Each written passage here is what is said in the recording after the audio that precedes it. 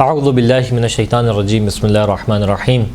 والسماء ذات البروج والیوم الموعود وشاہد ومشہود قتل اصحاب الاخدود النار ذات الوقود اذ هم علیہا قعود صدق اللہ العلی العظیم۔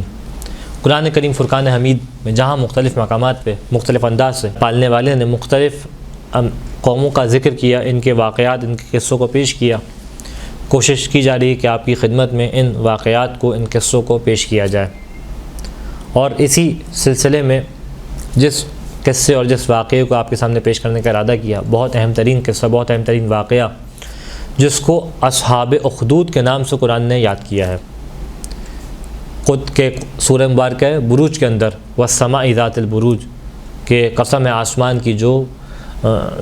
بروج والا ہے، کہ جو ستونوں والا ہے، والیوم الموعود، اور اس دن کی قسم کے جس دن کا وعدہ کیا گیا، وشاہد ومشہود، گواہ دینے والے کی قسم، جس کی گواہی دی جائے اس کی قسم۔ قتل اصحاب الاخدود، اصحاب اخدود کو قتل کر دیا گیا۔ النار ذات الوقود، کس چیز کے اوپر؟ کہ وہ نار، وہ آگ کہ جو ایندھن والی آگ تھی، اس کے ذریعے سے جو ہے ان کو قتل کیا گیا۔ اس سے پہلے کہ ان کی داستان کے اوپر آئیں، اصحاب اخدود کیا داستان، اس کی تفاصیل ہیں جس کو قرآن نے نقل کیا ہے سورہ بروج کے اندر۔ کچھ مقدماتی گفتگو ہے جو آپ کے سامنے پیش کرنی ہے۔ ایک، اس سورہ کے نزول کا مقصد کیا تھا، اس سورہ کے نزول کی، اس سورہ کے نازل ہونے سے پہلے کیا وہ کیفیات تھی جس کے بعد اس سورہ کو نازل کیا گیا۔ تو ہمیں تاریخ میں دکھائی دیتا ہے کہ جب مسلمان انتہائی پستی کے عالم میں تھے، مسلمانوں کے اوپر قریش کی جانب سے اور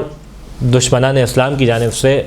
بہت زیادہ دباؤ تھا، بہت زیادہ فشار تھا، بہت زیادہ ان کے اوپر عذاب تھا، اور اس موقع پہ مسلمان انتہائی پریشانی کے عالم میں تھے۔ اس موقع پہ خداوند متعال نے سورہ کو نازل کیا، تاکہ بعض مفسرین کے بقول وجہ یہ تھی تاکہ مسلمانوں کے اس بات کا احساس ہو سکے کہ یہ مشکل اگر ان کے اوپر ہے تو اس سے پہلے بھی اور لوگوں کے اوپر یہ مشکل نازل ہوئی ہے، اور اس بات کا بھی احساس ہو سکے کہ جو مشکل ان سے پہلے دوسروں کے اوپر یہ آئی تھی، تو اس مشکل کے اندر خداوند متعال نے بالآخر ان کو فتح و نصرت عطا فرمائی تھی، اور اس مشکل سے یہ قوم بچ گئی تھی، اور خداوند متعال نے اس مشکل گھڑی میں قوم کا ساتھ نہیں چھوڑا تھا۔ اگر تم جو ہے وہ حق کے اوپر ہو اور تمہارے اندر استقامت ہے تو خداوند متعال تمہارا ساتھ دے گا۔ یہ تمام باتیں تاکہ ان کی جو ہے وہ ان کی دل کو تقویت مل سکے، اس خاطر اس سورہ کو نازل کیا گیا۔ ایک اہم ترین سوال، اصحاب اخدود کو اخدود کیوں کہا گیا، تاکہ ہم اس قصے کو، اس واقعے کو بہتر انداز سے سمجھ سکیں۔ اصحاب اخدود کو اخدود کہنے کی وجہ یہ تھی کہ اخدود کہتے ہیں عربی کے اندر ایک عظیم گڑھے کو، ایک بہت بڑے گڑھے کو اخدود کہتے ہیں۔ جب ان کو عذاب دیا گیا، جب ان کو قتل کیا گیا، جب ان کو مارا گیا، تو ایک بہت بڑے گڑھے کو کھودا گیا جس کے اندر قوم کو ڈال کے اس کے اندر آگ لگا دی گئی تھی۔ اس وجہ سے ان کو اصحاب اخدود قرآن نے پکارا ہے۔ اس قوم کا زمانہ کیا تھا، اس میں مختلف اقوال ہمارے پاس موجود ہیں، جس میں مشہور ترین قول جو ہے، اور انشاءاللہ آپ کو اس داستان کے آخر میں بیان کروں گا کہ اصحاب اخدود کے بارے میں بھی مختلف اقوال موجود ہیں، لیکن جو مشہور ترین قول ہے اصحاب اخدود کے بارے میں جو مفسرین کے درمیان پایا جاتا ہے وہ یہ کہ یہ قوم جو ہے وہ سرزمین یمن میں رہنے والی تھی، جو آج کے زمانے کا بھی یمن ہے، وہاں پہ رہنے والی تھی، اور اس کا تعلق جو تھا وہ قبیلہ حمیر سے تھا، اور ان کے اوپر جو بادشاہ تھا اس کا نام ذو نواس تھا، ذو نواس نامی بادشاہ تھا جس نے جو ہے وہ ان کے اوپر اس عذاب کو نازل کیا۔ اچھا، یہ جو ذو نواس بادشاہ تھا اس کا ذکر جو ہے اصحاب کہف کے واقعے میں بھی انشاءاللہ گزرے گا، تو وہاں پہ اس کی تفصیل گزرے گی کس طریقے سے اصحاب کہف کے اوپر جو مشکلات پیدا کرنے والا تھا وہ یہی بادشاہ تھا، ذو نواس، سیم بادشاہ تھا۔ روایات بیان کرتی ہے، جو تاریخ بیان کرتی ہے اس قوم کے بارے میں، جو مفسرین بیان کرتے ہیں کہ قوم اپنی حالت میں رہ رہی تھی، آسانی سے زندگی گزر بسر کر رہی تھی، اور ان کا بادشاہ ذو نواس تھا، یہاں تک کہ یہ ذو نواس نامی جو بادشاہ تھا، یہ بادشاہ یہودیوں کے مذہب کے اوپر ایمان لے کے آ گیا، یعنی یہ بادشاہ یہودی ہو گیا، اور وقت گزرتا رہا اور اس نے ذو نواس سے اپنا نام یوسف کے اندر تبدیل کر لیا، کیونکہ یہودی بھی جناب حضرت یوسف علیہ السلام کو مانتے ہیں، تو یہ بادشاہ یہودیوں کے اوپر ایمان لے کے آ گیا، اس نے اپنا نام جو ہے وہ یوسف تبدیل کر لیا۔ وقت گزرا، اب جو یہودی تھے انہوں نے اس بادشاہ کو بہکانا شروع کیا، اس بادشاہ کو اکسانا شروع کیا، کس چیز کے اوپر اکسانا شروع کیا کہ دیکھو اے بادشاہ تم تو یہودی ہو چکے ہو، لیکن جو تمہاری رعیہ ہے، تمہاری قوم ہے، ابھی تک نصرانی ہے، ابھی تک عیسائی مذہب پہ قائم ہے۔ اچھا یہ ویسے تو عیسائی تھے، ویسے تو نصرانی تھے، لیکن کیونکہ اسلام سے پہلے کی بات ہے تو یہ اہل ایمان تھے، یعنی یہ توحید پرست تھے، عیسائی تھے اور توحید پرست تھے، کیونکہ اس زمانے میں اس طریقے سے جو ہے اللہ کے رسول نے نازل نہیں ہوئے تھے، اللہ کے رسول نے جو ہے وہ توحید کا پیغام نہیں دیا تھا، تو اس سے پہلے کی بات ہے، جناب عیسیٰ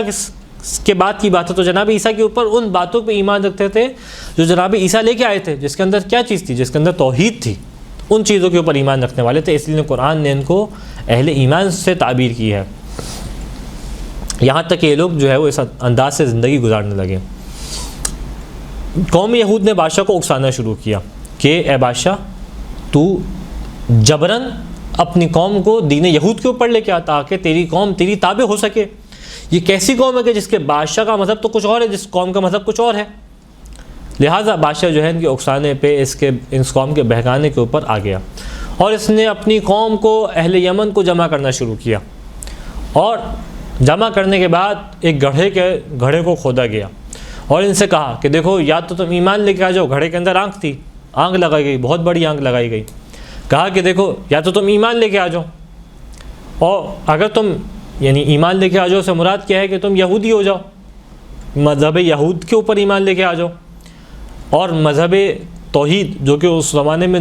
عیسائیوں کا مذہب تھا، نصرانی مذہب تھا، اس کو چھوڑ دو،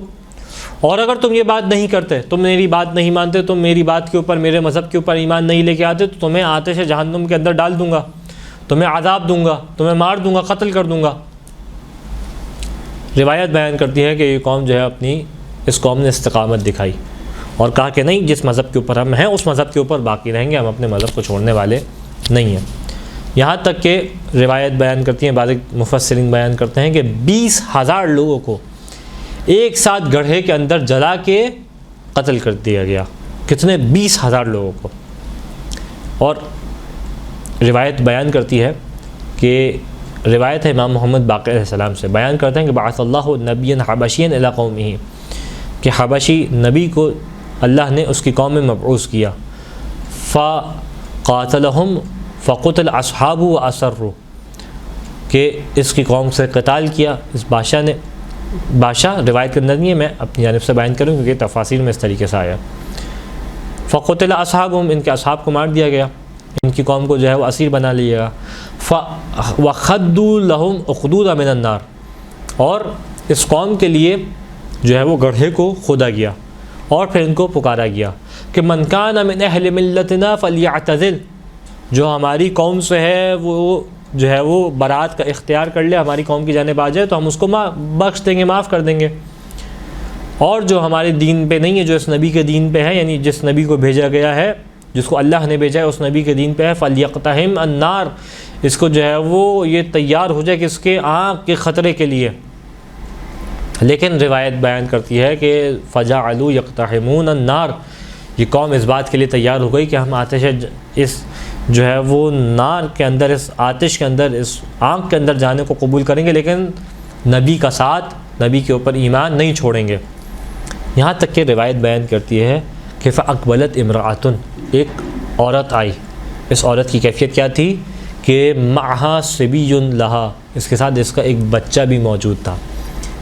اس روایت میں نہیں، ایک اور روایت میں بیان ہوا کہ جو بچہ تھا یہ 1 مہینے کا بچہ تھا، یعنی صرف 1 ماہ کا بچہ تھا، اور فہابت النار، جب اس بچے کو آتے ہوئے دیکھا تو خود آنکھ جو ہے وہ پکار اٹھی، صحیح ہے، اور پکارا کہ اس بچے کو جو ہے وہ آنکھ سے دور کیا جائے، لیکن روایت بیان کرتی ہے فقال لها صبیھا، اس بچے نے آنکھ سے کہا کیا کہ اقتحمی، کہ مجھے جو ہے وہ جلا دے، یعنی مجھے اس بات کو قبول ہے کہ میں اس آنکھ میں جل جاؤں لیکن ایمان کے ساتھ رہوں، مجھے جلا دے۔ فاقتحمت النار، اور نتیجتاً آنکھ نے جو ہے وہ اس کو جلا دیا۔ یعنی اس انداز سے ہمیں یہ داستان دکھائی دیتی ہے۔ روایت بیان کرتی ہے کہ یہاں پہ ایک شخص تھا جس کا نام جو ہے تاریخ مفسرین نے دوس ثعبان کر کے جو ہے وہ نقل کیا ہے، دوس ثعبان۔ یہ شخص جو تھا وہ بچ گیا، فرار ہونے میں کامیاب ہو گیا، اور یہ سوار ہو کے جو ہے وہ روم پہنچا۔ روم کا جو بادشاہ تھا وہ بھی دین نصرانیت پہ موجود تھا اور جو ہے وہ ان کا ایک ہی مذہب تھا۔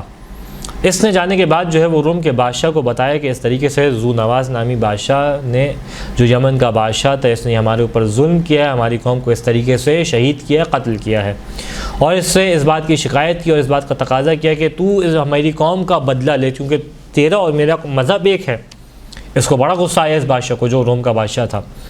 اچھا، اب یمن کے درمیان اور روم کے درمیان ایک بہت فاصلہ موجود ہے، یعنی روم سمجھ لیں آج کا روم جو موجود ہے رومن، اور یمن جو آج کا یمن ہے، تو ایک طویل فاصلہ نہیں۔ روم یورپ کے اندر ہے اور یمن جو ہے وہ سینٹرل ایشیا کے اندر ہے، تو ایک بڑا فاصلہ موجود ہے۔ تو کہا دیکھو میرے لیے تو مشکل ہے کہ میں یہاں سے اپنی فوج کو تیار کروں اور تیار کرنے کے بعد جو ہے یمن بھیجوں، لیکن میں حبشہ کے بادشاہ کو جو ایسٹرن افریقہ ہے، اس بادشاہ کو میں خط لکھ سکتا ہوں، اور کیونکہ یہ بھی دین نصرانیت کے اوپر موجود ہے، یہ میری جانب سے تمہارے بادشاہ سے بدلہ لے گا۔ اور اس نے حبشہ کے بادشاہ کو خط لکھا اور اس کو اس بات کا حکم دیا کہ دیکھو اس قوم کے ساتھ زیادتی کی گئی ہے، اس قوم کو مارا گیا ہے، جاؤ جا کے اس قوم کا بدلہ لو۔ حبشہ کے بادشاہ نے فوج کو تیار کیا، 70,000 فوج تیار ہوئی۔ اریات نامی ایک شخص ہے جس کی کمان میں اس فوج کو تیار کیا گیا اور اس کو یمن کی جانب بھیجا گیا۔ یمن کی جانب جب یہ فوج آئی تو ذو نواس کی فوج سے اس کے جنگ ہوئی اور نتیجتاً ذو نواس کو شکست ہوئی۔ خداوند متعال نے اس طریقے سے اپنے امر کا اظہار کیا اور اس کو جو ہے وہ بادشاہ کو قتل کر دیا گیا۔ لیکن اب اگر دیکھیں تاریخ روایات ہیں، جب اس کو قتل کر دیا گیا، بادشاہ کو مار دیا گیا، تو یہ اریات نامی جو شخص تھا، اس کی کمان میں سے ایک شخص نے اس اریات نامی جو اس فوج کا کمانڈر تھا، اس کو قتل کر دیا، اس کے خلاف بغاوت کی۔ اور پھر وہ شخص آیا، اس قوم کی کمان اس شخص نے سنبھالی کہ جس کے سبب سے اصحاب فیل کا واقعہ پیش آیا، یعنی کس طریقے سے داستان بدلی، اور اس کی تفصیل انشاءاللہ، یعنی اریات کے بعد جب اس نے یمن کے اوپر قبضہ کر لیا، ذو نواس کو قتل کر دیا، اس کے بعد کیا واقعہ ہوا، اس کی تفصیل انشاءاللہ سورہ فیل کے ذیل میں، یعنی قصہ فیل کے ذیل میں آپ کے سامنے پیش کریں گے۔ اس میں کچھ اہم ترین پیغامات ہیں ہمارے لیے اور کچھ اہم ترین نکات ہیں جو ہمیں سمجھنے چاہیے۔ پہلا یہ جو اہم ترین پیغام ہے وہ یہ کہ اہل ایمان اپنے ایمان کے اوپر استقامت دکھائیں۔ اگر کسی موقع پہ ظاہری اعتبار سے اہل کفر، اہل نفاق، اسلام دشمن جو ہے وہ کسی اعتبار سے غلبہ پاتے دکھائی دیں تو پریشان نہ ہوں، یہ نہ سمجھے کہ حق مغلوب ہو جائے گا، نہیں، حق کا وعدہ خدا کی جانب سے ہے، خدا کو کوئی مغلوب نہیں کر سکتا۔ جب خدا کو کوئی مغلوب نہیں کر سکتا تو نتیجہ کیا ہے کہ خدا کا امر ظاہر ہو کے رہے گا، ایک چیز۔ دوسری چیز، خدا کے اوپر بھروسہ کریں، اہل ایمان خدا کے اوپر بھروسہ کریں کہ خدا کی جس طریقے سے دعائے کمیل کے اندر بھی ہے کہ خفی مکرک و ظہر امرک، کہ تیری چال بہت مخفی ہوتی ہے لیکن تیرا امر، تیرا فیصلہ بہت ظاہر ہوتا ہے۔ تو خداوند متعال کی چال، خداوند متعال کا طریقہ کار، خداوند متعال کے فعل کو انجام دینے کی ترتیب بہت مخفی ہوتی ہے، بہت چھپی ہوئی ہوتی ہے، کسی کو دکھائی نہیں دیتی، لیکن جب خدا کا امر ہوتا ہے، خدا کا فیصلہ ہوتا ہے، وہ ظاہر ہوتا ہے۔ اسی طریقے سے یہ داستان اہل ایمان کے دلوں کو مضبوط کرتی ہے،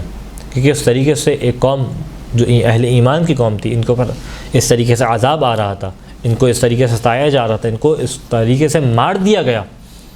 لیکن اس سب مارے جانے کے باوجود بھی خدا کا امر ظاہر ہو کے رہا۔ تو یہاں سے ہمیں سمجھ میں آتا ہے کہ خداوند متعال ظالمین کو بخشتا نہیں ہے۔